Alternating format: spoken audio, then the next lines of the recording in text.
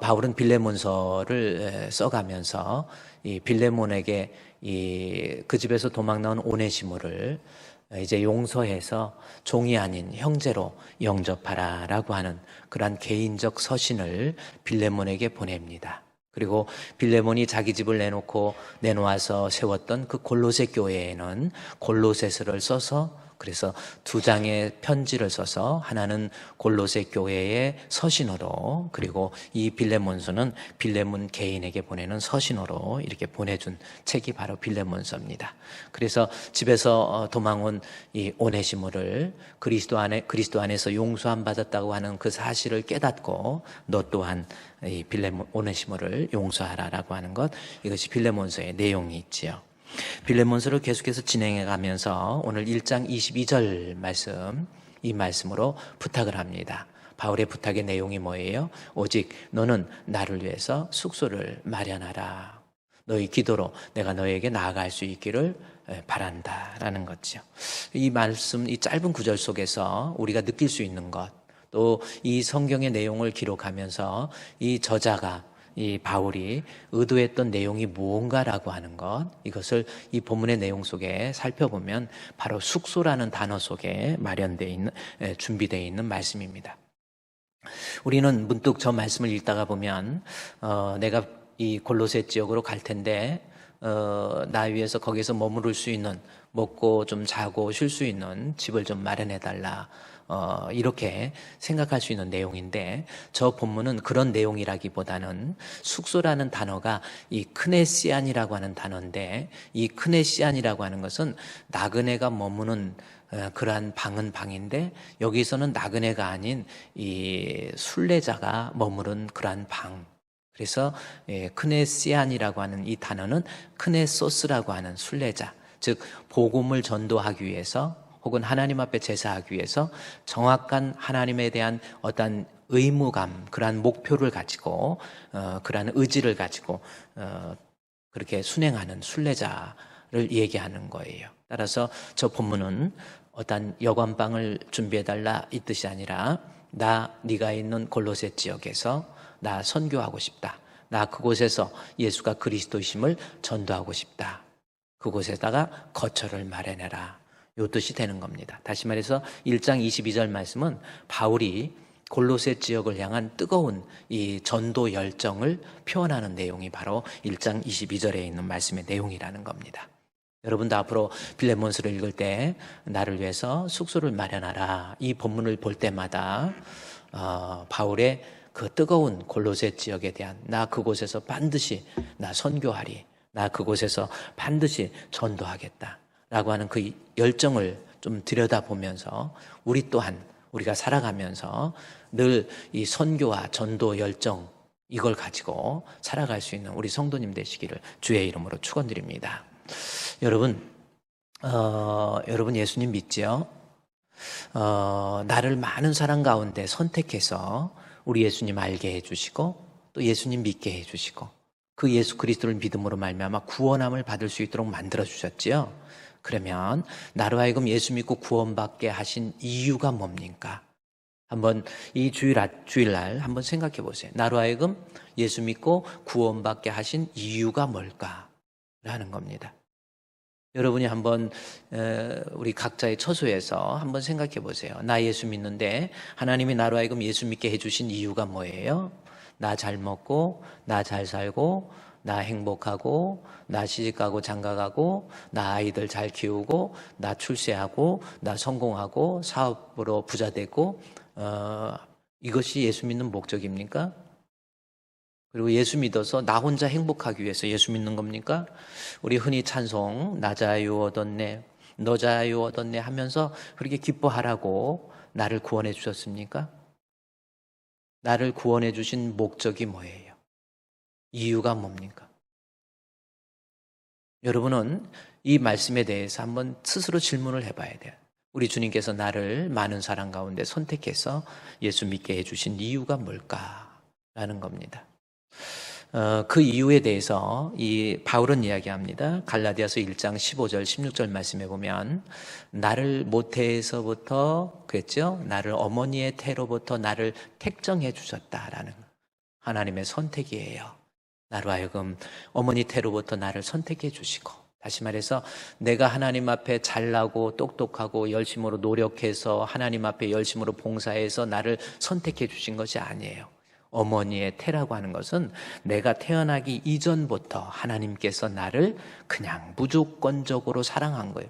조건이 있어서 사랑한 것이 아니라 하나님이 나를 사랑해서 나를 택하시고, 그 택하신 그들을 부르시고, 부르신 그들을 의롭다 하시고, 의롭다 하신 그들을 영화롭게 만들어 주신 것, 이것이 구원의 서정이거든요. 그러니까 하나님이 나를 선택해서 예수 믿고 그 은혜로 나를 불러주시고 나로 하여금 구원받게 해주신 이유, 바울이 얘기합니다. 16절에서 이야기하죠. 그의 아들을 이방에 전하기 위해서. 왜 바울로 하여금 예수 믿게 만들어 주셨어요? 이방에, 다시 말해서 예수님 알지 못하고 예수님을 그리스도로 주로 고백하지 못하는 믿음이 없는 자들에게 예수 믿는 믿음을 전하기 위해서, 전도하라고 하나님이 나를 선택해서 예수 믿게 해주신 거예요. 이 사실 앞에 여러분 자신을 한번 돌아보십시오. 우리 좀 하나님 앞에 정말 하나님이 인정받는 성도가 한번 되어봅시다. 우리가 하나님 앞에서 정말 나를 불러주신 목적, 나 잘 먹고 잘 사는 거 이게 아니에요.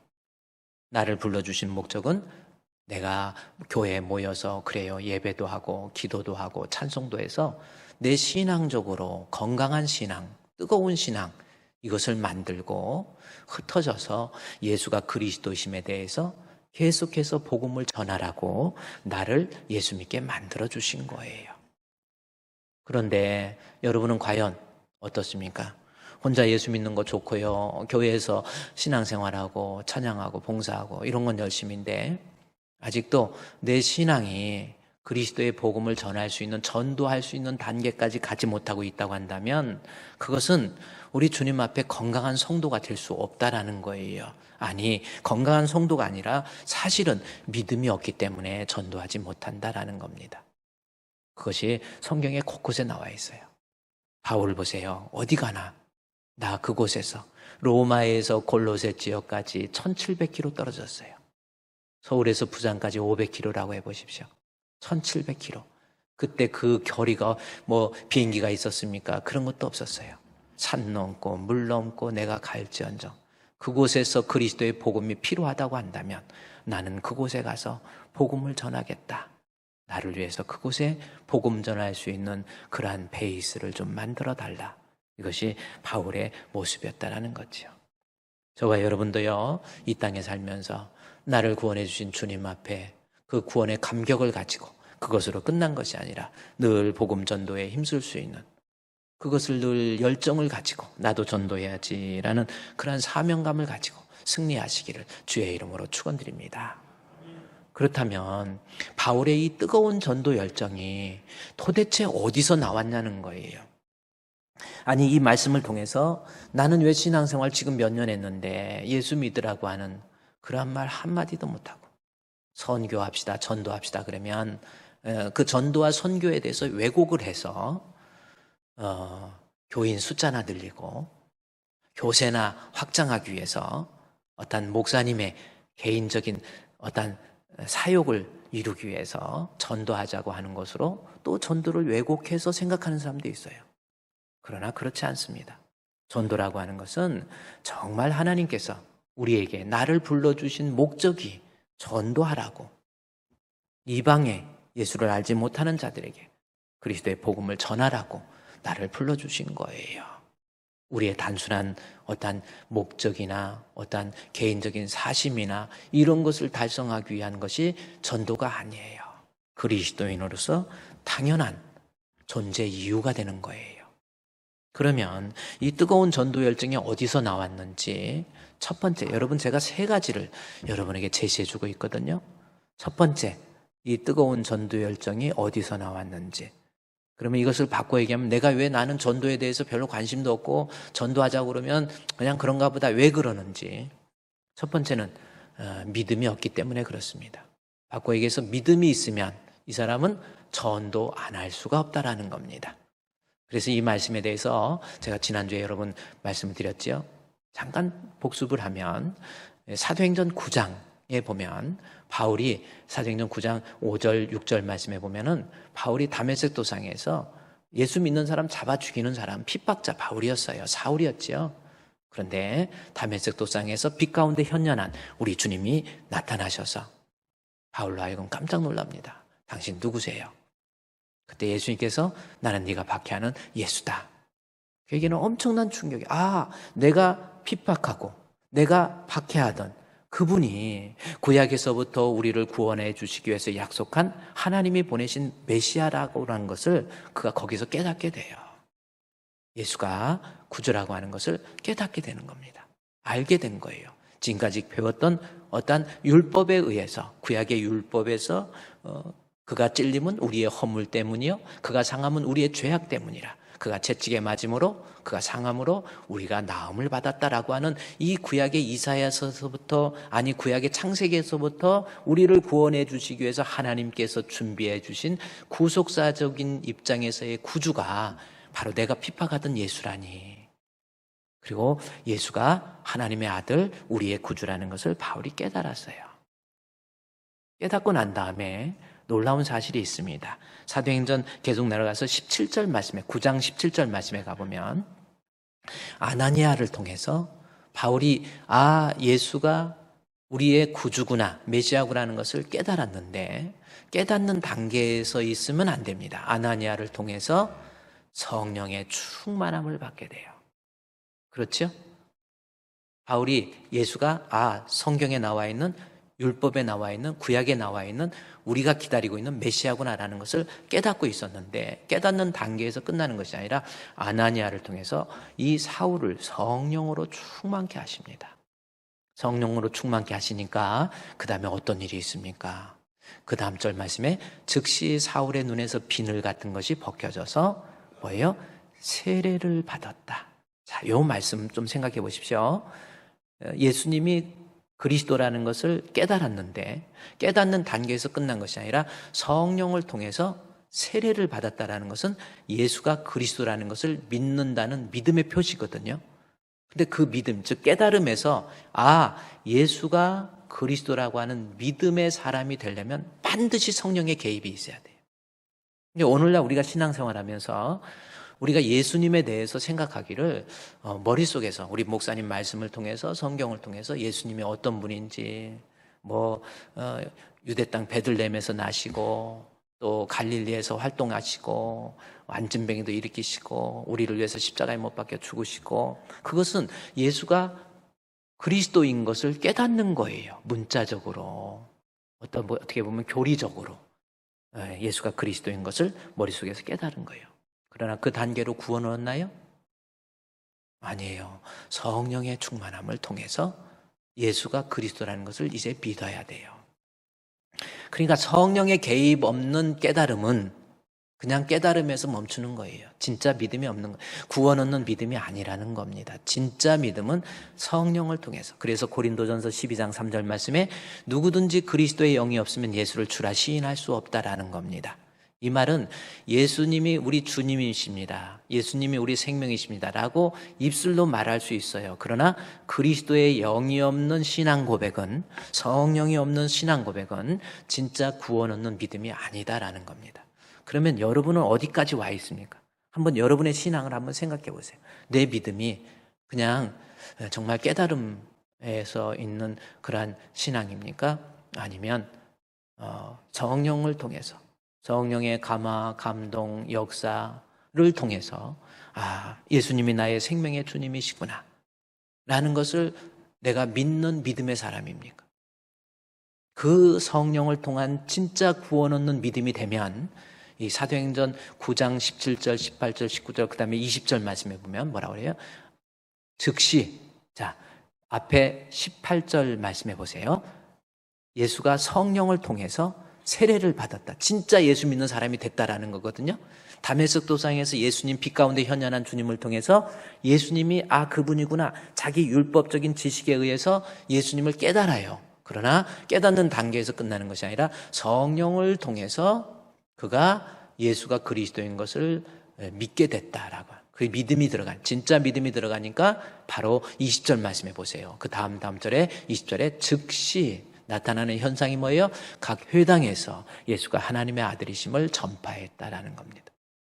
전도의 힘은, 여기 회당은 뭡니까? 유대인들은 7명, 8명, 12명만 모이면은 회당을 지어요. 그런데 회당에서 뭐 하는 거예요? 율법을 공부하는 거거든요. 그곳은요, 예수님을 핍박하는 그 모임의 대표적인 모습이 회당입니다. 그런데 그곳에서 즉시 핍박자였던 바울이 예수가 생명의 주라고 하는 거, 언제 죽을지 모르는 그 불구덩이통에 들어가서 예수가 그리스도라고 하는 것을, 하나님의 아들이심을 전파하는 힘이 어디에 생겨요? 성령을 통한 믿음, 다시 말해서 진짜 믿음이 있으면 반드시 전도의 열정이 타오르게 돼 있어요. 신앙생활을 아무리 해도 그 전도의 열정이 없는 사람 있잖아요. 그냥 그런가 보다. 지금까지 나 때문에 예수 믿는 사람이 하나도 없어요. 나 때문에 우리 교회 나온 사람이 없어요. 그거는요, 혹시 바울처럼 율법적으로 혹은 지식적으로 예수가 그리스도라는 것을 깨닫고 있지, 성령을 통해서, 성령의 감화, 감동, 역사, 인도하심을 통해서 예수가 내 생명의 주구나 라는 것을 확고히 믿는 믿음이 있다고 한다면 즉시 그것이 회당이라고 할지라도, 그것이 그야말로 불못이라고 할지라도 예수가 그리스도이심에 대해서 전할 수 있는 전도의 파워가 나오게 돼 있다는 거예요. 그러니 여러분, 우리 한번 말씀 앞에서 한번 생각해 보세요. 전도라고 하는 것이 그냥 아까도 얘기했지, 교인 숫자나 늘리고 교세나 늘리기 위해서, 목사님이 어떤 영웅심을 나타내기 위해서 교인들 막 늘어놓고 막 이러기 위해서 그러는 게 아니에요. 정말 성령을 통해서 내가 세례를 받는 그러한 믿음이 있으면 그 사람은 내가 하나님 앞에 때를 얻든지 못 얻든지 복음을 전할 수 있는 전도의 사람이 될 수밖에 없다라는 겁니다. 우리 사랑하는 성도 여러분, 왜 전도 못합니까? 아직은 깨달음에서 얻어지는 그리스도, 성령을 통한 믿음이 아니에요. 반드시 나오게 되니까 성령을 통한 믿음이 있으면 그야말로 불 속에라도 들어가서 그런 찬양이 나오고요, 정말 그리스도의 복음을 위해서 끝까지 전도하는 거예요. 여러분, 이 코로나 위기가 있다 할지라도 예수님이 여러분이 진정한 생명의 주라고 하는 것을 믿는 믿음이 있으면, 옆에 사람들, 요즘 헤매고 있는 사람들이 얼마나 많이 있습니까? 그런 사람에게 예수 믿으라고 한번 한 적이 있습니까? 그래요. 믿음이 있으면 반드시 전도의 사람이 된다라는 겁니다. 바꿔 얘기하면, 그래서 로마서 10장에 보면은 사람이 마음으로 믿어 의에 이르고 입으로 시인해야 구원 얻는다고 그러죠. 구원은 마음으로 믿으면요, 아까 바울처럼 깨달음에 있는 믿음이에요. 마음으로.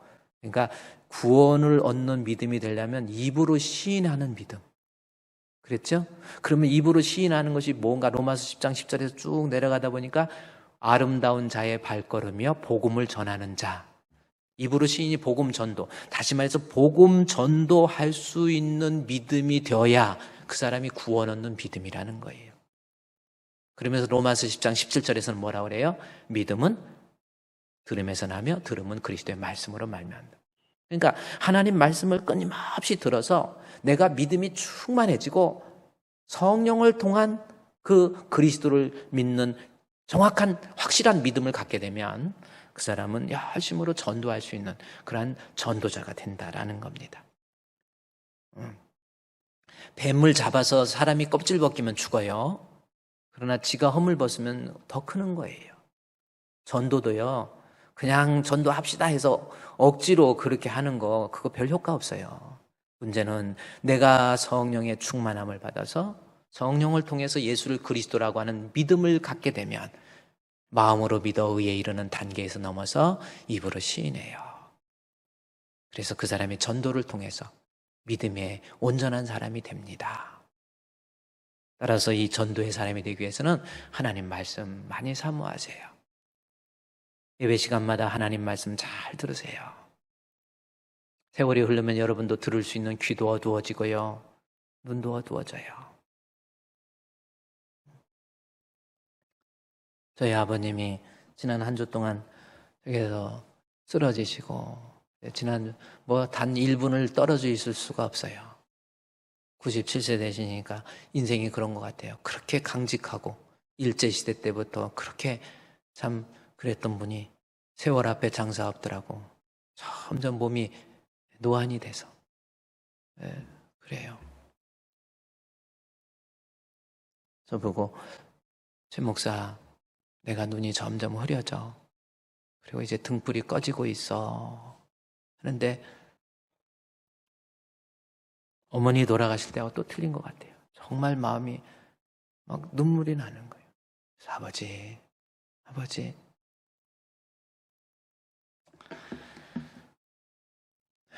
참 그렇습니다.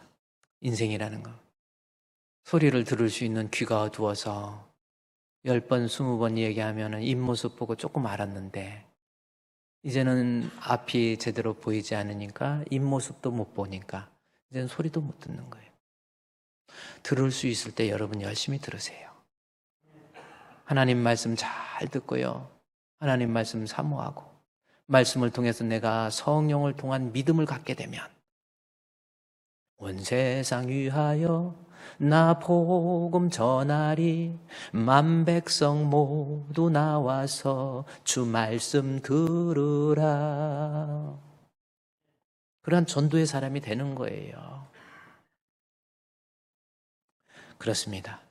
자, 전도의 파워가 바로 바울을 봤더니 세례를 받는, 즉 성령을 통한 믿음을 갖게 되니까 그것이 전도로서 나타났다.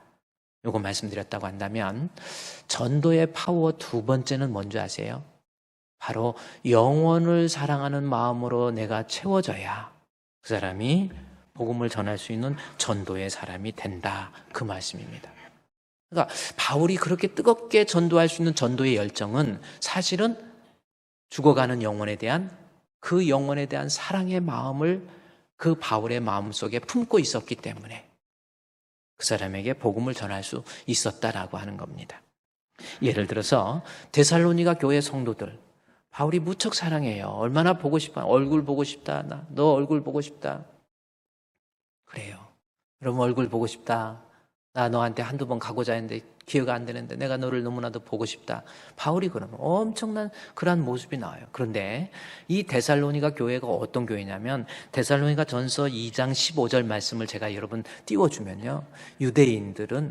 유대인은 주 예수와 선지자들을 죽이고 우리를 쫓아내고 하나님을 기쁘게 하지 아니하고 모든 사람에게 대적이 되었다. 이 말씀입니다. 그러니까 데살로니가 교회에서 사역을 할 때 그렇죠? 복음을 전할 때 유대인들이 나타나서 즉 율법주의자들이죠. 율법을 숭상하고 있는 유대교 사람들이 나타나서 예수님 십자가에 못 박아 죽게 했지요. 옛날에 구약의 선지자들도 죽게 했지요. 또 우리를 쫓아내 복음을 전하는 사람을 그냥 쫓아냅니까? 복음 못 전하게 하려고 돌로 치고 채찍으로 때리고 못 먹고 감금하고 사람을 갖다가 헐벗게 만들고 이런 모습들이 유대인들을 통해서 데살로니가 교회에서 사역할 때 많이 있었어요. 특별히 여러분 실제적으로 데살로니가전서 17장에서 이 내용이 데살로니가 교회의 데살로니가전서 사도행전 17장에 나와 있거든요. 17장 5절 6절 말씀에 보면은 바울이 데살로니가에서 복음을 전할 때 5절 데살로니가 사도행전 17장 5절 6절에 보면은 유대인들이 시기했다라는 말이 나와요. 바울이 지금 사도행전 17장은 지금 데살로니가에서 바울이 복음을 전할 때 유대인들이 시기해서 여러분 시기하면은 그냥 우리말로 시기하면 그걸 유대인들은요 이 탈레반이나 이런 율법주의적인 모습이 있어가지고 그냥 거의 돌에 쳐서 죽이고 그냥 안 놔둬요. 근데 바울이 데살로니가에서 복음을 전할 때 사도행전 17장은 데살로니가 교회 내용이거든요. 유대인들이 시기해서 그걸로 끝난 것이 아니라 불량한 사람들을 데리고 와가지고 떼를 지어서 성을 소동케 하면서 바울이 불량배들이 오니까 일단은 피신했어요. 야손의 집으로 피신했더니 그곳까지 찾아와가지고 이 사람들을 끌어내서 뭐 하려고 그래요? 죽이려고 하는 거예요. 그러한 핍박이 복음을 전할 때 데살로니가 교회에 엄청 많이 있었다라는 겁니다. 그런데 바울이 데살로니가 교회에 사역할 때 그 많은 죽을 고비를 넘겼는데도 불구하고 데살로니가 전서에 보니까 데살로니가 전서 2장 17절부터 말씀해 보니까 그 엄청난 핍박이 있었던 그곳에 형제들아 우리가 잠시 너희를 떠난 것은 얼굴이 아니요 마음은 얼굴이요 마음은 아니니 너희 얼굴 보기를 내가 열정으로 힘썼다. 그러면서 뭐라고 그래요? 그 다음 절 말씀해 보면은 나 바울은 한 번, 두 번 너에게 가고자 했다. 여기서 우리말로는 그냥 가고자 했지만 엄청 어떻게든지 데살로니가 교회의 지역에 다시 가보고 싶었던 바울의 마음이에요. 그러면 우리는 이 말씀을 그냥 읽을 수 있지만 여러분 한번 생각해 그때 당시의 모습으로 들어가 볼까요? 데살로니가 지역에서 무슨 일이 있었어요? 죽을 뻔했어요. 깡패들 만나서 보내가지고 죽을 뻔했어요. 엄청난 매를 맞고 엄청난 고생을 합니다. 근데 그곳에 다시 가겠대요. 이게 이해가 안 가면 여러분 남자들 군대 생활하지요?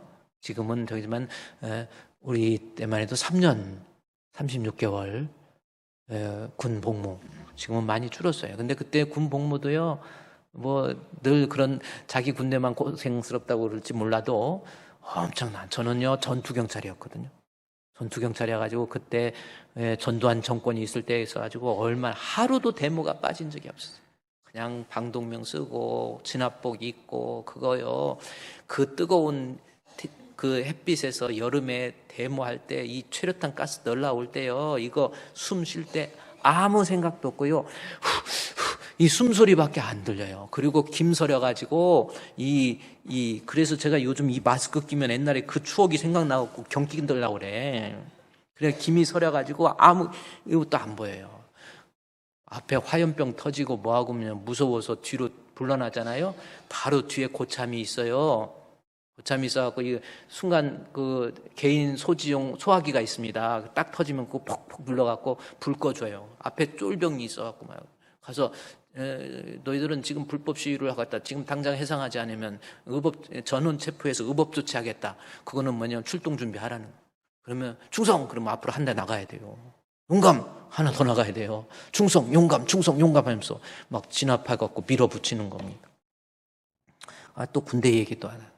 그래서 군대에도 너무 고생을 해서 저는요 가까운 경찰서에 근무해가지고 학교에서 데모 맞고 막 그런 그런 고생도 했는데 막 나중에 전투 진압이 끝나고 나면 막 손가락이 뒤로 꺾여진 사람도 있고요. 막 뼈가 부러지기도 하고 막 그래서 전투 경찰이었을 때 자살한 애도 너무 많았어요.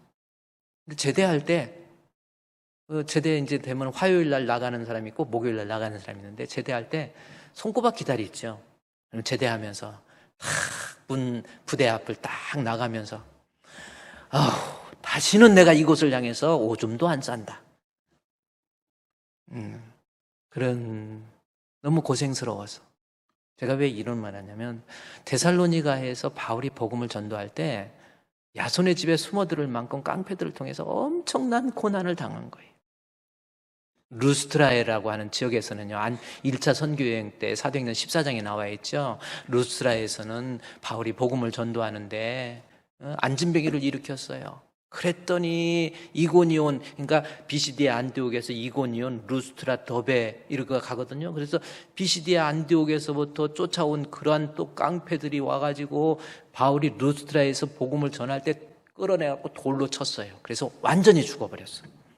그래서 이거 죽었구나 해갖고 던져버린 겁니다. 그런데 바울이 살아나요. 그런데 놀라운 사실 사도행전 14장에서 루스트라에서 죽도록 돌 맞아가지고 비참하게 돼 있는데 사도행전 14장 넘어서 15장 예루살렘 회의가 있고 16장 1절에 가보니까 사도행전 16장 1절에 뭐라고 하는지 아세요? 바울이 더베와 루스트라에 다시 이름에 이 말씀이 나와요. 아니 어떻게 루스트라에 다시 가요? 나는 못 갈 것 같아요. 그 불구덩 동이에 다시 들어가요. 뭡니까? 내가 죽을지언정 나 전도하겠습니다. 나 그곳에 선교하겠습니다. 뜨거운 선교 일정 아닙니까? 바울이요 데살로니가 전서 2장에서 그렇게 모진 고난을 받고요 2장 17절, 17절부터 말씀해 보면요 뭐라고 그래요? 형제들아 우리가 잠시 너희를 떠난 거 얼굴이 아니고 얼굴이요 마음은 아니다. 그러면서 그 다음 절에 내가 한 번, 두 번 가고자 했으나 사탄이 우리를 막았다. 왜 또 가려고 그래요? 이유가 뭔가? 그 다음 절을 읽고 저는요, 그야말로 눈물이 흘려져요. 바울이 왜 그곳에 다시 가려고 그래요? 얼굴 보고 싶어서 그랬습니까? 인간적인 정 때문에 그랬습니까? 아니에요.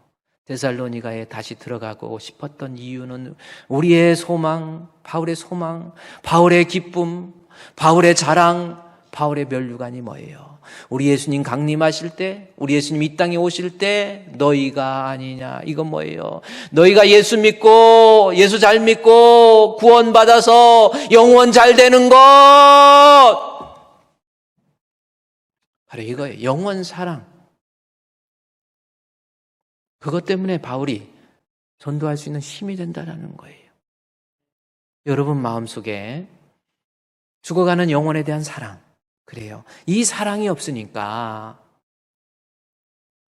전도에 대한 열정이 없는 거예요. 자, 이것을 성경에서요, 구약 성경의 선지서 중에 요나서가 있습니다. 그러면 여러분 한번 오늘 이 요나서를 한번 성경을 직접 각각의 처소에서 한번 찾아서 요나서를 한번 찾아보세요. 제가 왜 요나서를 찾으라고 하냐면 잘 요나서가 어딘지 잘 몰라요. 또 호세아, 요엘, 아모스, 오바다, 요나, 미가, 나움, 하박국입니다. 그러니까 호세아서보다 뒤가 있지. 그러니까 뒤에쯤에 가면은 호세아, 요엘, 아모스, 오바다, 요나, 미가, 나움. 자, 요나서 1장에 있는 말씀에서부터 한번 요나서를 한번 보도록 하겠습니다. 자, 그러면 요나서라고 하는 것은 뭐예요? 큰 성 니느웨에 가서 하나님의 말씀을 전하라. 이것이 요나서의 내용이에요. 누구에게? 요나에게 명령하기를 큰 성 니느웨에 가서 하나님 말씀을 전하라. 근데 요나가 제대로 갔습니까? 안 가지요? 그래가지고 바다에서 빠져서 죽을 위기가 됐는데 큰 물고기가 와서 요나를 삼켜버려요. 그래가지고 3일 동안 뱃속에 있다가 끄집어 나온 겁니다. 이런 내용 우리 많이 들었죠. 그러면 여러분이 요나서에 대해서 큰 물고기 속에서 요나가 불순종했다가 요나가 물고기 뱃속에 들어갔다가 3일간의 회개의 과정을 통해서 이 니느웨에 가서 복음을 전했다. 우리도 하나님 앞에 불순종하지 말자. 여러분 그렇게 배웠지요? 그러나 요나서는 그것이 목적이 아닙니다. 자, 요나서에 대해서 한번 전체적인 개론을 여러분 이 시간에 말씀을 드리면요. 요나서는 지금부터 2700년 전, 정확하게 2760년, 2760년인 것을 어떻게 하냐면 일반 역사에 보면은 이스라엘 역사에 이스라엘 북왕국 이스라엘의 왕이었던 여로보암 2세가 치세했던 때에 활동했던 선지자가 요나 선지자입니다. 그러니까 북왕국 이스라엘의 여로보암 2세 때, 그러니까 그게 760년 정도 되는 거예요. 그때 활동하면서, 그래서 이 요나서의 기록 연대는 BC 760년, 지금부터 약 2700년 전에 쓴 책이 요나서입니다. 그런데 이 요나서의 내용을 보면은 요나서는 다른 선지서와 틀려요. 선지자는 뭡니까? 하나님 말씀을 받아서 하나님 말씀을 전해주는 자가 선지자예요. 근데 대부분의 선지서들을 보면은 하나님 말씀 받아서 그 말씀을 전해줘요. 그러나 요나서는 그렇지 않습니다. 요나서는 요나가 받은 말씀을 전하는 게 아니라 요나 개인에 대한 내용을, 요나 개인적인 내용을 그냥 기록해 놓은 거예요. 그러면서 그 요나의 개인적인 내용을 통해서 우리 하나님께서 주시고자 하는 메시지가 있다라는 거죠. 그 메시지의 큰 핵심은 뭡니까? 니느웨라고 하는 큰 성에 가서 하나님의 말씀을 전하라. 그런데 말씀을 전하려고 하지 않았던 요나, 그 요나에 대해서 네가 말씀을 전하지 못하는 이유, 그거예요. 그래서 4장까지 기록되는데 1장과 2장에서 그 이유를 하나 이야기하고, 그러니까 이것이 오늘날 우리가 복음을 전하지 못하는 이유를 알아내는데 아주 중요한 내용이에요. 그 이유가 뭐예요? 1장과 2장에 하나 나와 있고 3장과 4장에 이 이유가 나와 있다라는 거예요. 그래서 여러분이 요나서를 읽다가 보면 내가 복음을 전하지 못하는 이유가 뭔가라고 하는 거, 그 본문을 통해서 좀 우리가 이해할 수 있는 내용입니다. 먼저 한번 요나서를 봤으니까 요나서 1장 1절 말씀해 보면, 한번 성경 짧은 내용이니까요, 오늘 책 한 권을 공부하는 거예요. 여호와의 말씀이 아미떼의 아들 요나에게 임하여 이만이라 이르시되 했죠. 여호와의 말씀이 누구의 아들? 아미떼가 뭔가. 그래서 저 내용을 보면서 아미떼라는 것이 원래 히브리어의 아멘이라는 겁니다. 에이멘. 헬라어에서 에이멘 그렇죠. 근데 아멘을 아미떼라고 쓴 거예요. 그래서 요나는 아버지가 그야말로 이때 당시에 하나님에 대한 믿음으로 충만한 사람이구나 라는 것을 실끝하게 하나 힌트를 얻을 수 있는 내용이죠. 아미떼의 아들 요나. 네. 부모의 믿음은 자식에게 잘 전달됩니다.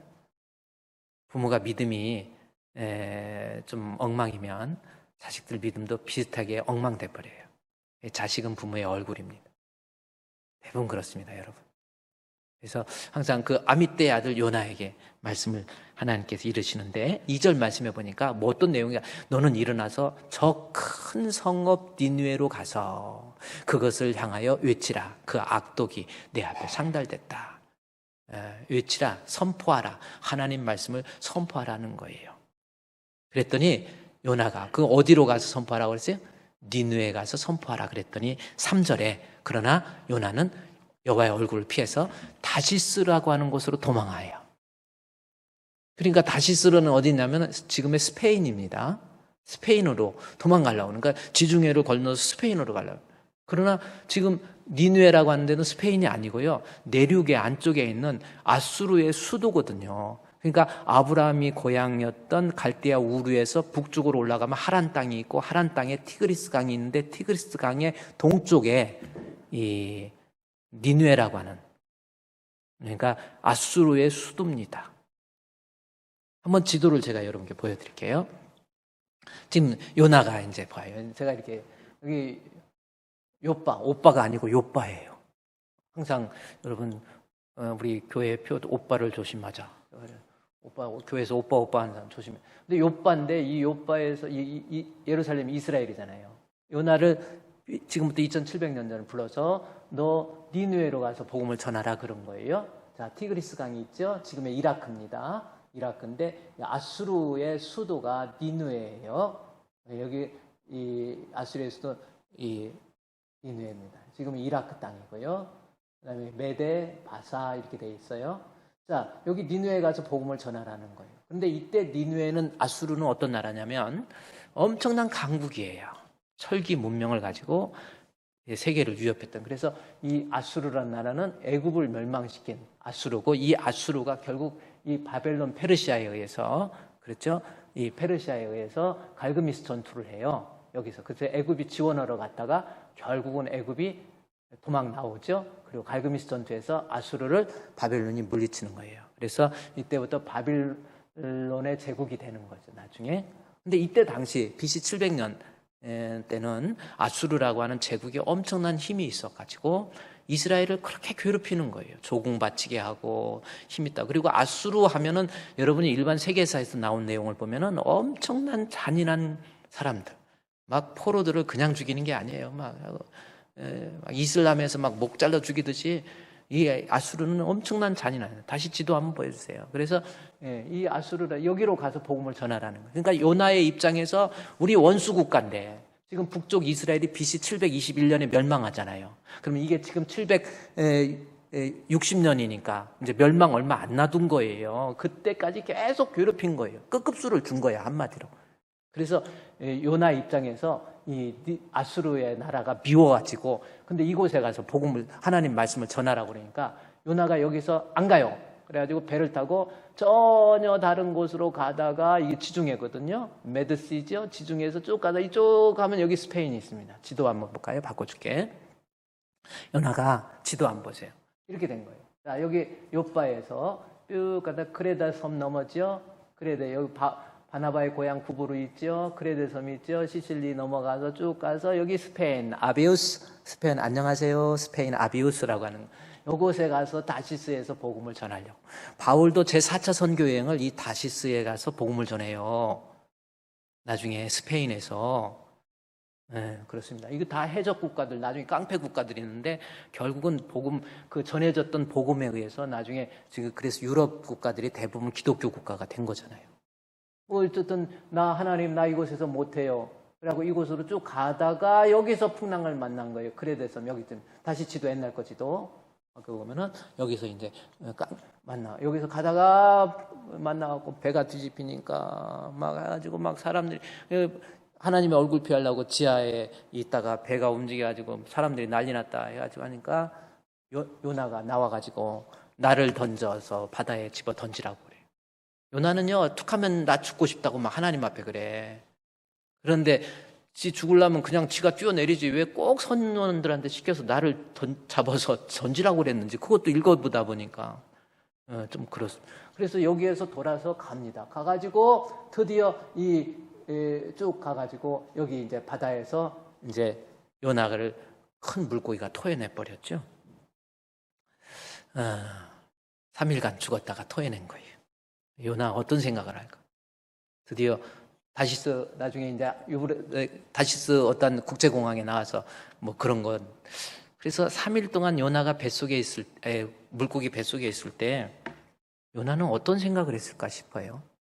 그리고 3일 동안 물고기 뱃속에 있으면 물고기의 소화액에 의해서 생존 확률이 제로예요. 살 수가 없어. 그래서 어떤 학자들은 이 요나 사건을 하나의 미드라시라고 하는 것은 신앙적 교육을 위해서 사용하고 있는 어떤 이런 것을 미드라시라고 하는 겁니다. 그래서 이건 하나의 미드라시 혹은 하나의 어떤 신화로 치부하는 경우가 종종 있습니다. 그러나 그렇지 않습니다. 왜냐하면 우리 예수님께서도 이 요나 사건에 대해서 직접 증언을 하세요. 우리 예수님이 성경에 마태복음 12장 39절 말씀에 보면은 요나의 이야기를 하세요. 그래서 마태복음 12장 39절에서 요나의 이야기, 예수께서 대답하여 이르시되 음란한 세대가 표적을 구하나 선지자 요나의 표적밖에는 보일 것이 없다. 그 다음 절 말씀에 보면은 예수님께서 요나가 밤낮 사흘 동안 큰 물고기 뱃속에 있었던 것 같이 인자도 밤낮 사흘 동안 땅속에 있으리라. 우리 예수님이 직접 증언하시는데, 그래서 요나가 물고기 뱃속에 들어가서 3일 있다가 나온 사건을 하나의 신화나 미드라시가 아니라는 거예요. 이것은 하나님의 특별하신 과정을 통해서 그 과정을 통해서 하나님께서 요나에게 말하고 싶었던 내용이 있었다라는 겁니다. 그럼 그 내용이 뭐냐는 거예요? 그렇죠? 그래서 요나서 1장에서 그래서 이제 물고기 뱃속에 들어갔다가 1장 17절 말씀해 보십시오. 3일 동안 물고기 뱃속에 있었지요. 그러다가 3일 있다가 나중에 10절 말씀에 2장 10절에 보니까 여호와께서 그 물고기에게 말씀하심에 요나를 육지에 토했다. 요 말씀이 나옵니다. 그것이 1장과 2장이에요. 그러면 물고기 뱃속에 들어갔다가 토했던 이 사건을 통해서 하나님께서 요나의 이 사건을 통해서 말씀하시고자 하는 메시지가 뭐냐는 거죠. 요나 너 좀 거기 가서 좀 말씀 전해 선교해 전도해. 하나님 나 못 가요. 그러다가 물고기 뱃속에 들어가서 죽을 뻔했지요. 죽을 뻔한 다음에 요나가 물고기 뱃속에서 무엇을 생각했을까? 그겁니다. 그것이 메시지가 되는 거죠. 요나서 2장 6절 말씀에 나와 있어요. 요나가 어떤 생각을 했을까? 내가 산의 뿌리까지 내려갔으나 땅의 그 빗장으로 나를 오래 막았으나 나의 하나님 여호와여 주께서 내 생명을 구덩이에서 건져주셨다. 이거예요. 내 영혼을 하나님께서 구원해 주셨다. 구덩이라고 하는 지옥에서 내 영혼을 건져주셨다. 이게 요나서 1장과 2장에서 그 본문을 통해서 말하고자 하는 의도, 신학적 의도란 말이에요. 그건 뭐예요? 하나님께서는요, 이 니느웨에다가 복음을 전할 때, 말씀을 전하는데 요나 없어도 돼. 네가 그렇게 말 안 들으면 다른 사람 쓰면 돼. 얼마든지 할 수 있어. 그러나 하나님의 심정이 뭡니까? 요나야, 난 네가 좋아. 나 너와 함께 복음 전하고 싶어. 다시 말해서 1장과 2장을 통해서 요나의 마음속에 선교하고자 하는 요나의 마음속에 집어넣은 게 뭐냐면 네 영혼을, 너를 다른 사람과 다르게 특별히 사랑하고 있는 하나님의 크신 사랑을 요나에게 알려준 거예요.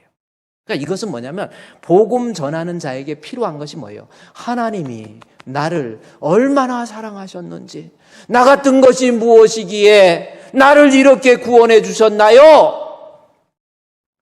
이것이 필요하다는 것을 깨닫게 만들어주기 위해서 고래 뱃속에 물고기 뱃속에 들어갔다 나온 거예요. 그러니까 우리가 똑같은 겁니다. 우리가 선교하기 위해서 정말 필요한 것은, 먼저 알아야 될 것은 내 영혼을 사랑하시는 하나님의 크신 사랑. 나 같은 것 하나님 사랑해 주시다니, 나 같은 것 구원해 주시다니 하나님 감사합니다. 감사합니다. 그래서 요나가 6절에서 내 생명을 구덩이에서 건지셨다, 영원 사랑에 대한 하나님의 사랑을 알고, 그 다음에 9절 말씀에 요나가 그 물고기 뱃속에서 어떻게 해요? 나는 하나님 앞에 감사의 목소리로 우리 주님께 제사를 지냈다, 요 말씀이 나오죠. 그러니까 요나가 뭐예요? 하나님, 나 같은 걸 이렇게 사랑해 주시다니 하나님 고맙습니다. 감사합니다. 여기서 감사가 뭡니까? 예배, 찬양, 감사 같은 단어예요. 그러니 뭐예요? 나 같은 거 버리지 아니하시고, 나 같은 걸 이토록 사랑해 주시고, 내 영혼을 이토록 구원해 주신 하나님 주여 감사합니다. 감사합니다. 그것을 이 물고기 뱃속에서 요나로 하여금 깨닫게 한 거예요. 선교에 있어서 중요한 거예요. 왜 전도 못하는 거예요? 아직 하나님의 사랑을 내가 깨닫지 못한 거예요. 그렇죠? 자, 그 다음에 하나님께서 니느웨라고 하는 곳에 선교, 전도하기 전에 본인 너를 얼마나, 너의 영혼을 얼마나 하나님이 사랑하는가를 깨닫게 해주시고, 그 다음에 3장, 4장의 2장의 말씀을 통해서는 또 하나님께서 말씀하고자 하는 내용이 있어요. 그 내용이 뭡니까? 우리가 선교, 전도를 위해서 나를 구원해 주신 하나님의 은혜에 감사하고 찬양하고 감격하는 그러한 마음도 중요하지만 3절, 4절에 3장과 4장에 있는 말씀 또한 중요하다는 겁니다. 그 내용이 뭔가 볼까요? 3장에서 보면 여호와의 말씀이 이제 두 번째, 이제 물고기 뱃속에서 나왔죠? 요나에게 임합니다. 그러면서 뭐예요? 2절에 보니까 똑같이 일어나 큰 성 니느웨로 가서 하나님의 말씀을 선포하라고 그러지요. 그랬더니 요나가 첫 번째 때는 고래 뱃속에 들어가기 전에는 갔어요? 안 갔어요? 안 갔죠. 그러나 고래 뱃속에 들어가고 난 다음에 요나는 어떻게 합니까? 가라 그러니까 어떻게 해요? 선포하라 하신지라. 3절에 요나가 여호와의 말씀대로 일어나서 어디로 가요? 니느웨로 가니라. 요나가 잘 순종했지요? 변했지요? 고래 뱃속에 들어가고 난 다음에 변했지요? 근데요, 변하긴 변했는데 뭔가가 찝찝해요. 안 하려고 그래요. 나중에 4장에 요나가 매우 싫어하고 막 이런 말 나오죠. 그러니까 자신이 구원에 대한 감격은 있는데 너 다시 선교해, 너 전도해 그랬더니 체면상 안 할 수는 없어요. 그래서 갑니다. 가는데 여기서 우리가 눈여겨봐야 될 내용이 하나 있는데, 그것은 뭐냐면 4절 말씀에, 이 3절 말씀에서 말씀대로 일어나서 니느웨로 가니라. 근데 니느웨에 대해서 이야기를 해요. 뭔 얘기?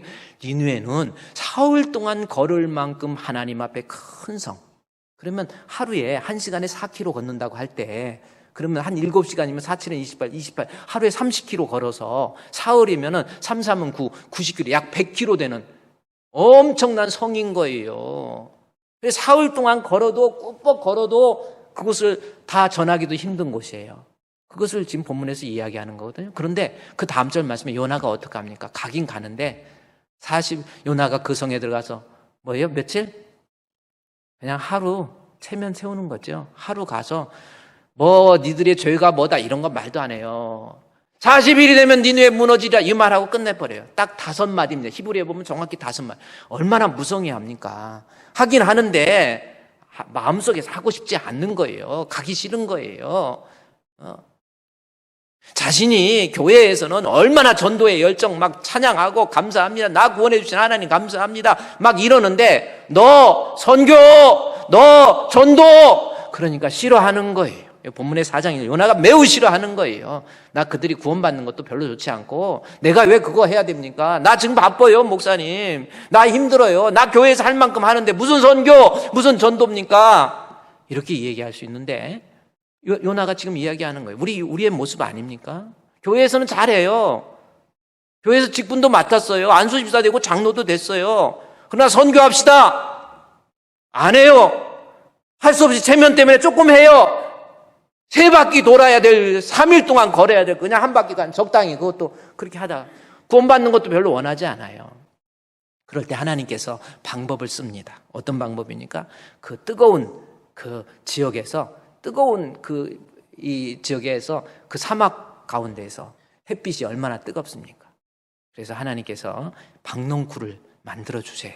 그 내용이 어딨냐면 여기 6절 말씀에 4장 6절에 보면 박농쿨을 만들어 주시죠.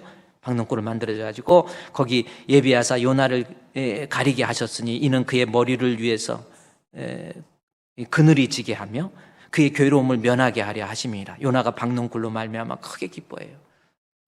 너무 더운데 못 견딜 것 같은데 박농쿨을 하나님이 초자연적인 방법을 통해서 박농쿨 달아게 하고 시원하게.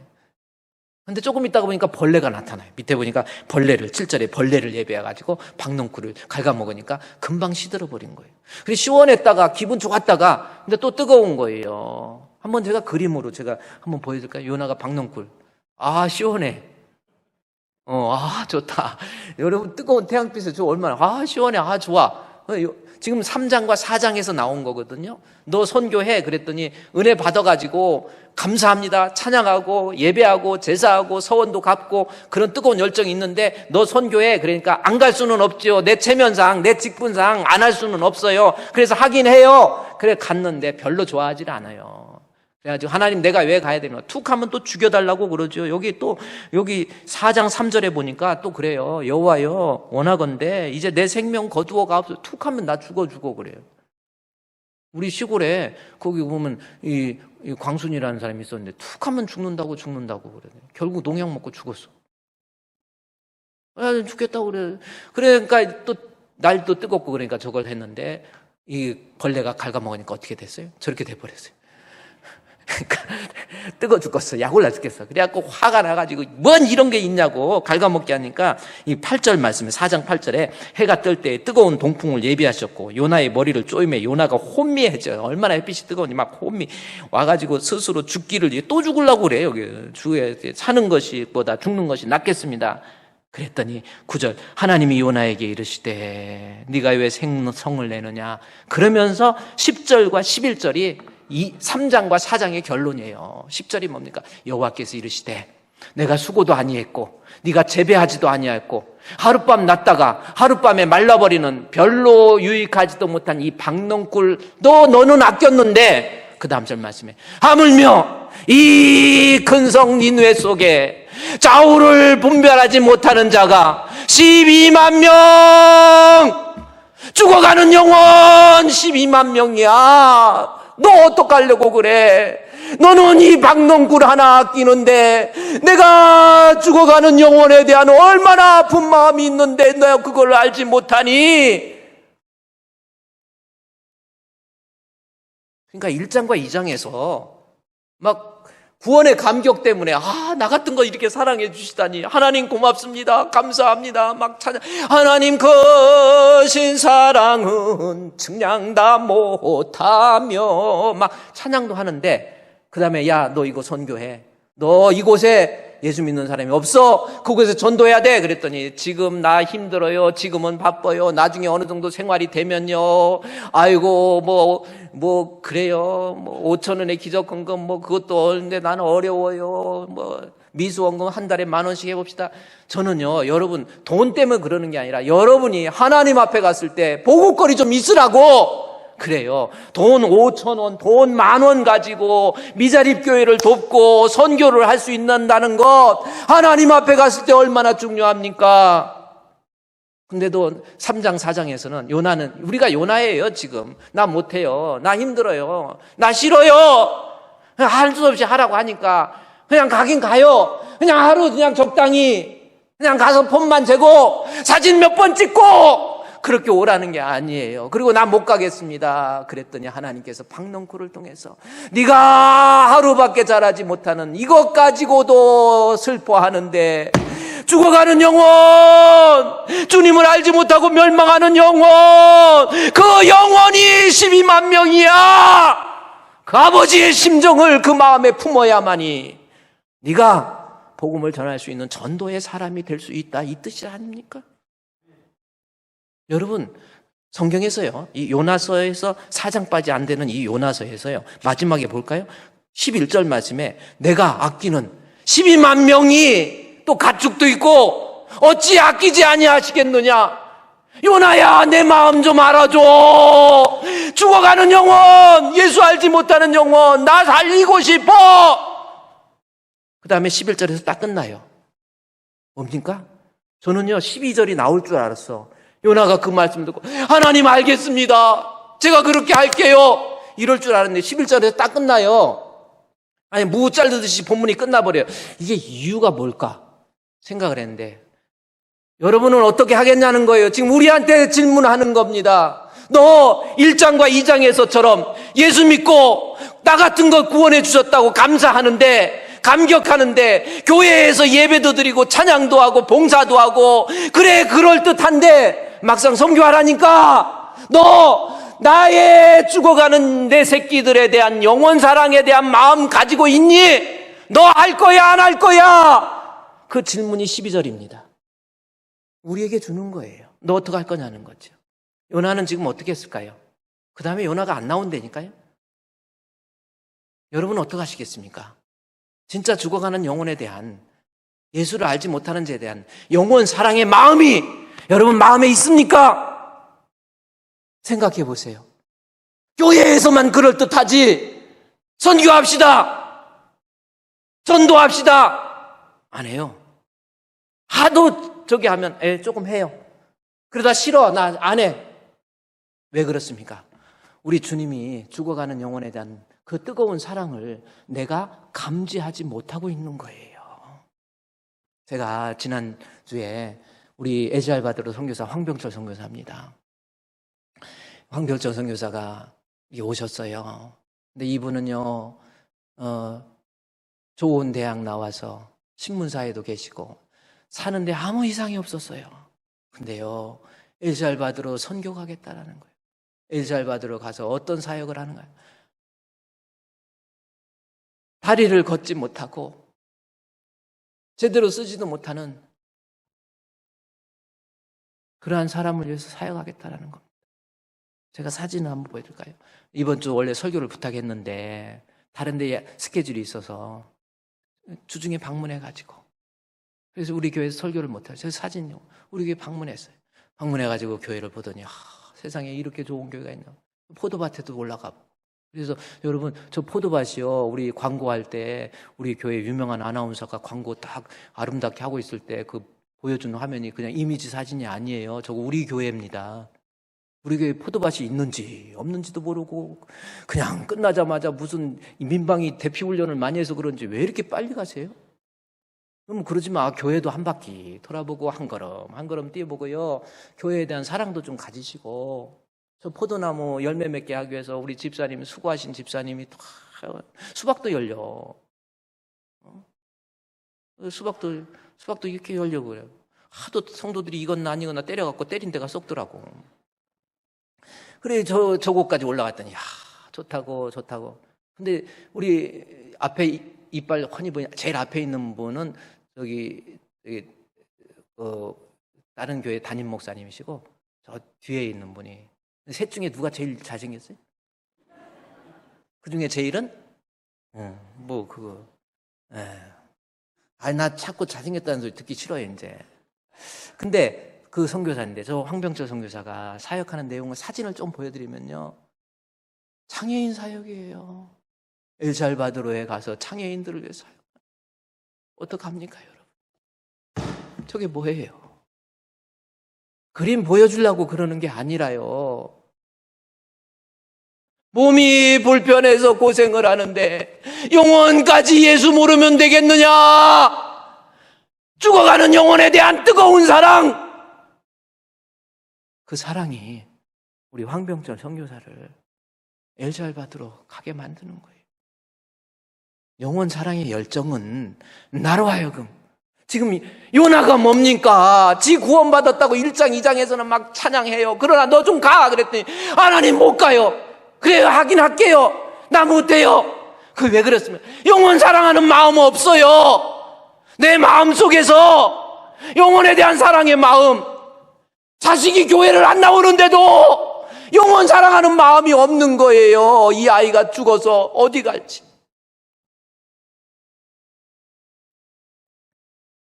여러분, 영혼 사랑의 요나스를 통해서 제가 그랬잖아요. 요나서는 요나 선지자를 통해서 전해주신 하나님의 말씀이 아니고 요나 개인이 하나님 앞에 어떤 모습인가라고 하는 것. 복음을 전하라고 했을 때 요나의 몸 1장 2장에서는 개인적인 뜨거운 감격, 그것도 좋지만 또 하나는 죽어가는 영혼에 대한 그리스도의 마음을 내 마음에 품을 줄 알아야 그 사람이 진짜 복음 전도하는 전도의 사람이 되는 거예요. 전도에 열정이 없습니까? 12절을 여러분이 써가세요. 주여, 12절은 뭐, 주여, 나는 아직도 죽어가는 자식들 그 어미의 심정을 품고 계신 아버지 하나님의 마음을 내가 모르고 있습니다. 알지 못하고 있습니다. 나 혼자만 은혜 받았다고 좋아하는 모습입니다. 주여, 제가 가겠습니다. 이것이 12절입니다. 저희 아버님이, 제가 저희 아버님이 얘기했었지만 이제 아무래도 돌아가실 것 같아가지고, 그래서 아버지 했더니 우리 최 목사, 우리 성은이 목회 잘해야 되고, 그리고 자꾸 그래요. 여기가 어딘지 저긴지. 그래서 응급실에 갔더니 노환으로 인해서 뇌가 축소되고 있고, 그 다음에 혈관이 약간 흐르고 있기 때문에 어쩔 수 없다. 중환자실로 모시려면 모시고 나가려면 나가라. 단 중환자실에 가도 특별한 처방도 없고, 거기 가면 가자마자 기계 부착한다. 그리고 춥고 어두컴컴한 그곳에서 기계 부착해가지고 기계 소리에 적이 돼야 되고, 음식물은 영양으로 주사로 일주일 하다가 일주일 후에는 이제 영양으로 안 되기 때문에 여기를 뚫어가지고 음식물 집어넣을 것이다. 그리고 죽기까지 기다리다가 호흡이 이상하면 인공 부착기 붙인다. 이곳에 들어가면 다시 못 나온다. 응급실에 모시든지 아니면 집으로 모시가든지. 어떻게 해야 되겠습니까? 제가 정말 우리 아버지가 절대 그러시는 분이 아닌데 방에서 나오셔서 이제 소변이 여러분 참고 싶어도 못 견디는, 그래서 방에 문에서 나오시면서 소변을 싸시다가 아버지가 우시면서 성은아 미안하다. 아버지 괜찮아. 소변을 싸시다가 이제 대변까지 서서, 대변이 잘 안 되니까 관장을 했는데 그 관장까지 서서 제 머리로 떨어지는 거예요. 아버지가 성은아 자식 고생 안 시키려고 했는데 미안하다. 그래. 아버지 괜찮아. 내가 언제 아버지 똥 맞아 보겠어.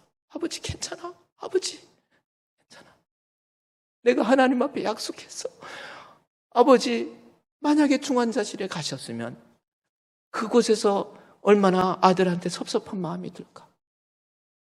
이런 생각이 들어서 내가 같이 모시고 있겠다.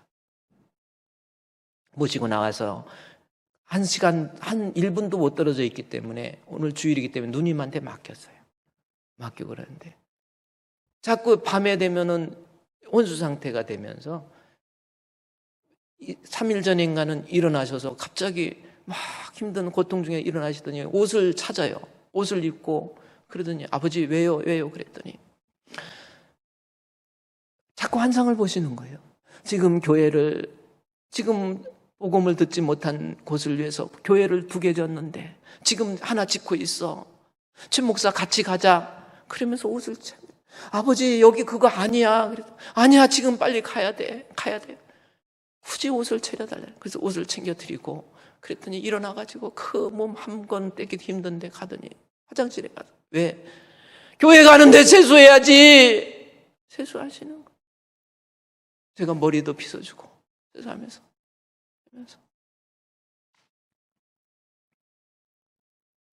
마지막 돌아가시는 그 순간에 제가 볼 때는 그래요.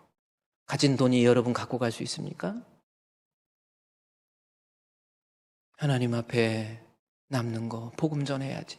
최 목사, 내가 주는 것 가지고 허튼 데 쓰지 말고, 내 대신 우리 아들 중에서 우리 최 목사가 제일 믿을만해. 사랑해. 최 목사, 정말 하나님의 영광을 위해서 복음을 위해서 쓰게 해줘. 내가 얼마나 인생이 뭔지 아버지 손 꽉 잡고, 알았어요 아버지. 죽어가는 영혼에 대한, 죽을 때까지 그 영혼을 위해서 교회 짓고 싶어 하시고, 오늘은 여기까지입니다. 우리 사랑하는 성도 여러분, 전도라고 하는 거 그냥 내가 그냥 그런 게 아니에요. 그리스도인이라고 한다면 전도는 필수예요. 교세 늘리기 위해서 그런 것 아닙니다. 전도하지 못하는 이유, 열정이 없는 이유, 믿음이 없어서 그래요. 성령을 통한 진짜 믿음이 없어서. 두 번째는 뭡니까?